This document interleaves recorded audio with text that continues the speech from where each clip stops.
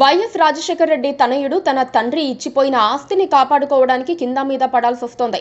YS ఇచ్చిన ఆస్తులు భూములో, భవనాలు అయితే కాపాడుకోగలరు, కానీ ఆయన ఇచ్చిపోయింది లెగసీని, ప్రజల అభిమానాన్ని, కుటుంబాన్ని ఏకతాటిపైన ఉంచడంలో పూర్తి స్థాయిలో విఫలమైన జగన్మోహన్ రెడ్డి ఇప్పుడు వైఎస్ కుటుంబ పట్టు కడప జిల్లాలో గత చరిత్రగా మారే పరిస్థితిని ఎంతవరకు అడ్డుకుంటారన్నది సందేహంగానే ఉంది.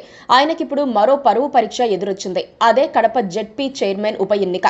మొన్నటి వరకు జెడ్పీ చైర్మన్ గా ఉన్న ఆకేపాటి అమరనాథరెడ్డి రాజంపేట నుంచి ఎమ్మెల్యేగా గెలిచారు. దాంతో ఆ సీటు ఖాళీ అయింది. ఇప్పుడు రాష్ట్ర ఎన్నికల సంఘం ఉప ఎన్నికల నోటిఫికేషన్ ఇచ్చింది.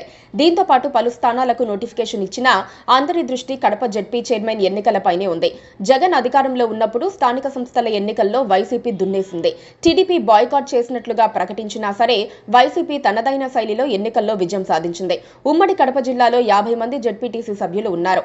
ఇందులో 49 మంది వైసీపీ జెడ్పీటీసీ సభ్యులు.